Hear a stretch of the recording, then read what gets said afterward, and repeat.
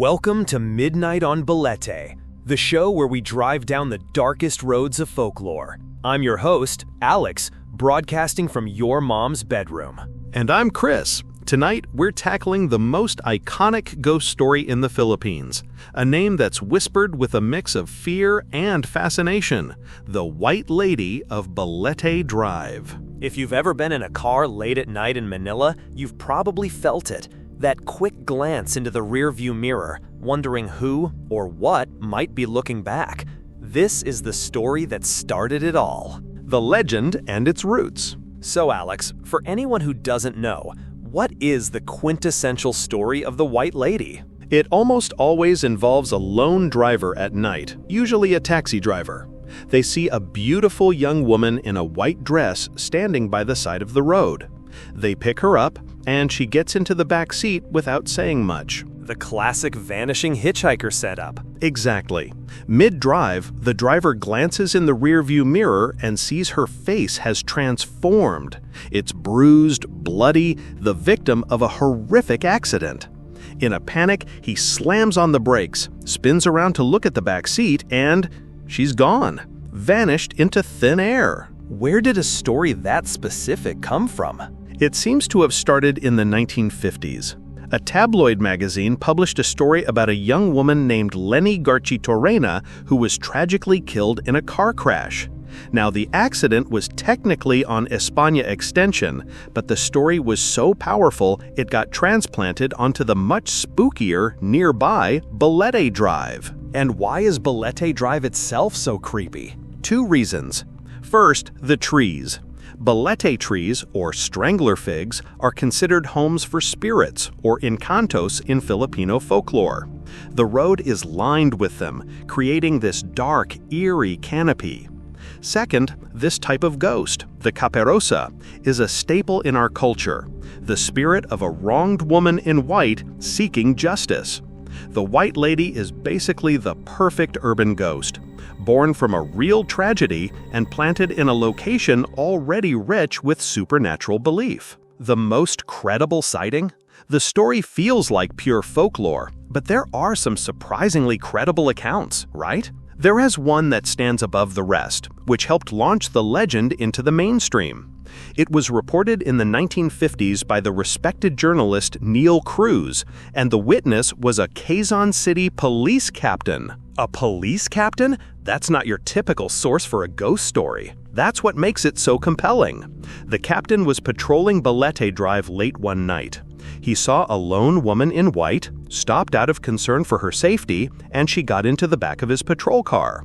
She asked to be dropped off at the corner of España Extension. The site of the original accident. The very same. He gets to the corner, turns to tell her they've arrived, and she's gone. But here's the chilling detail that makes the story airtight. A locked car disappearance. That's impossible to explain away rationally. You can't just say she slipped out. That detail is everything. It is. And while that's the classic, credible account, the legend has evolved. Newer stories you find online are much more violent, with the ghost attacking drivers. But this police captain's encounter is the foundation. Calm, inexplicable, and utterly terrifying. So, we have this incredible story. What's the counter-argument? What do skeptics say is happening on Balete Drive? The psychological explanation is pretty strong. First, you have the power of suggestion. If you drive down a road you believe is haunted, your mind is primed to see things. They call it heightened expectation. So you're looking for a ghost, and your brain helpfully provides one. Precisely. Think about pareidolia, our brain's tendency to see faces and human shapes in random patterns. On a dark, leafy street, a trick of the headlights on a tree trunk can easily become a figure in white for a split second. And that split second is all it takes for a legend to be born. But that still doesn't explain the locked police car. It doesn't, and that's why the legend endures.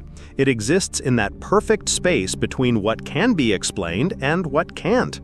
The story was amplified for decades by radio shows and especially by the 1988 horror film Hiwaga sa Balete Drive, which cemented the image of the White Lady for an entire generation. And today, it's become a dark tourism spot. People go there specifically for the thrill. They do.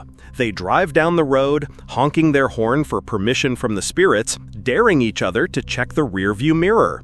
It's become a cultural rite of passage. So, after all this, is the White Lady of Balete Drive a real lingering spirit, or a perfect storm of folklore, media, and psychology? I think she's all of the above. The legend is a powerful combination of a real tragedy, a deep-seated cultural belief in spirits, and a physical location that feels tailor-made for a haunting. The story thrives not on hard evidence, but on how real it feels. It's a story that has woven itself into the very fabric of Manila. Exactly. Whether she's a true specter or a phantom of the mind, the White Lady ensures that a part of us will always be a little scared of the dark and of what we might see waiting for us down the road. Well, that's all the time we have for this short trip down Manila's most haunted streets. Join us next time for another story from midnight on Balete. Until then, drive safe.